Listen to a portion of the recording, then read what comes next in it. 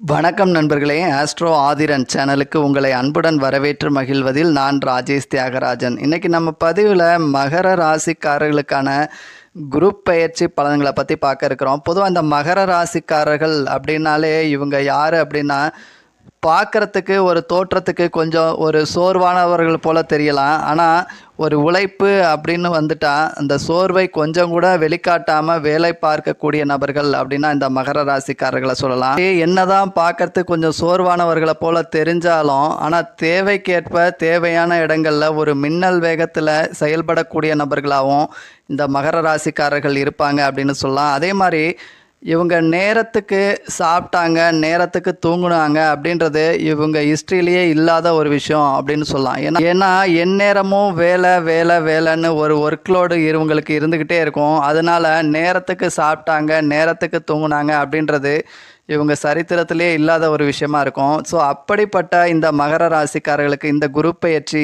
எப்படி இருக்க போகிறது அப்படின்னு தெரிஞ்சுக்கிறதுக்கு முன்னாடி நம்ம சேனலோட அறிமுக நபர்களாக இருந்தீங்க அப்படின்னா மறக்காமல் பெல் பட்டன் அழுத்தி சப்ஸ்கிரைப் பண்ணிடுங்க. ஒரு லைக் பட்டனையும் ப்ரெஸ் பண்ணிடுங்க.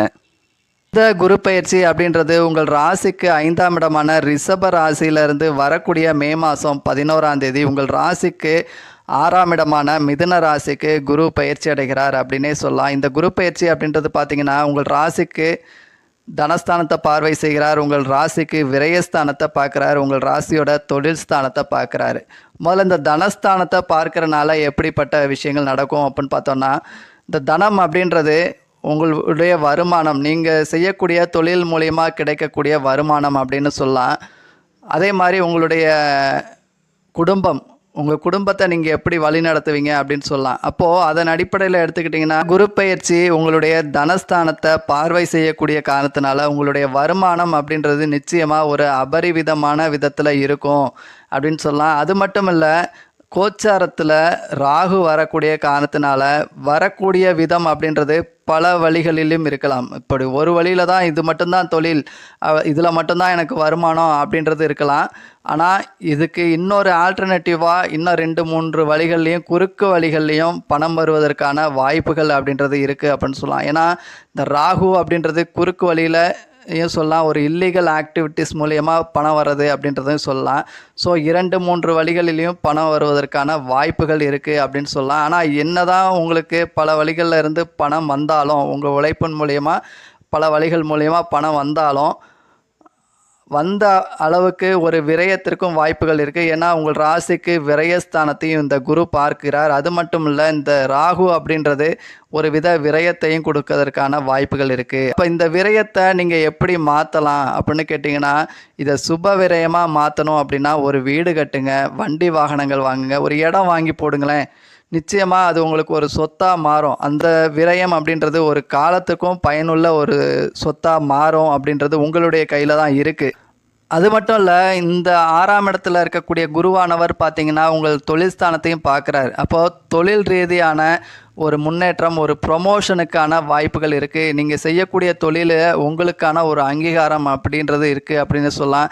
இப்போ இதுவே நீங்கள் ஒரு தனியார் சொந்தமாக தொழில் செய்கிறீங்க அப்படின்னா உங்கள் தொழிலுக்கான ஒரு மதிப்பு மரியாதை மற்றவங்க மத்தியில் ஒரு சிறந்த வேலைக்காரன், நல்ல வேலைக்காரன்ப்பா, நல்ல தொழில்காரன்ப்பா அப்படின்ற ஒரு பெயரை சம்பாதிப்பீங்க அப்படின்னு சொல்லலாம். ஸோ தொழில் ரீதியாக ஒரு நட்பெயரை சம்பாதிக்கிறது அப்படின்றதே உங்களுக்கு ஒரு வருமானத்தை உயர்த்துவதற்கு ஒரு காரணியாக அமையும்.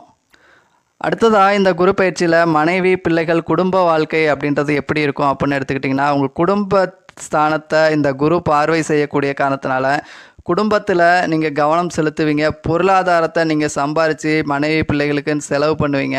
ஆனால் அதே நேரத்தில் அவங்களுக்கான கொஞ்சம் நேரத்தை ஒதுக்கிறதுல கொஞ்சம் தவறுவீங்க அப்படின்னே சொல்லலாம். ஏன்னா சும்மாவே வேலை வேலை வேலை, எனக்கு அந்த வேலை இருக்குது, இந்த வேலை இருக்குது, அப்படி இப்படின்னு ஒரு பிஸியாகவே திரிகிற ஆள்.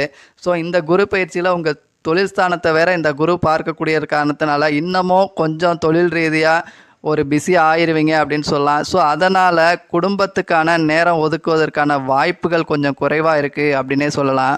ஸோ அதனால் அப்பப்போ மனைவி பிள்ளைகள் மேலேயும் கொஞ்சம் அக்கறை எடுத்துக்கங்க, கவனம் எடுத்துக்கங்க. குடும்ப வாழ்க்கை சிறப்பாக இருக்கும் அப்படின்னு சொல்லலாம்.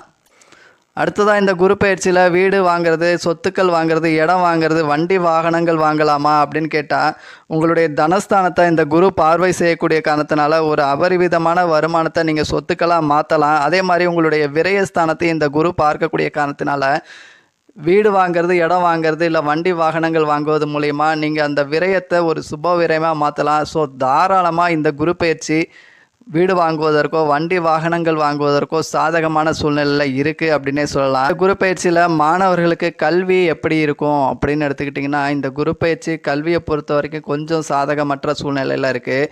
அதுவே கல்வி அப்படின்னு வரப்போ தொழில் சார்ந்த கல்வி, ஐடிஐ சார்ந்த field, electrical, electronics, so ITI சார்ந்த ஃபீல்டு, தொழில் சார்ந்த உழைப்பு சார்ந்த கல்வி பயில்றவங்களுக்கு இந்த குரு பயிற்சி ரொம்பவே சாதகமாக இருக்குது. தொழில் ரீதியாக சீக்கிரமே தொழிலை கற்றுக்குவீங்க. ஸோ தொழில் சார்ந்த கல்வி பயிலக்கூடிய மாணவர்களுக்கு இந்த குரு பயிற்சி சிறப்பாகவே இருக்குது அப்படின்னு சொல்லலாம். இந்த குரு பயிற்சியில் திருமணத்திற்கான அமைப்புகள் இருக்கா, திருமணத்துக்காக முயற்சி பண்ணிக்கிட்டு இருக்கோம், வரன் அமையுமா அப்படின்றவங்களுக்கு இந்த குரு பயிற்சி கொஞ்சம் சாதகம் இல்லை. கடந்த ஒரு வருஷமாக உங்களுக்கு குரு பலன் இருந்தது, ஸோ அதுலேயும் முடியல அப்படின்னா இந்த குரு பயிற்சி கொஞ்சம் சாதகம் இல்லை அப்படின்னு சொல்லலாம். இருந்தாலும் உங்களுடைய சுய ஜாதகம் சாதகமான சூழ்நிலையில் இருக்கும் பட்சத்தில், உங்களுக்கு வரக்கூடிய வரனுடைய ஜாதகத்தில் சாதகமாக இருக்கும் பட்சத்தில் திருமணம் அப்படின்றது அமையலாம்.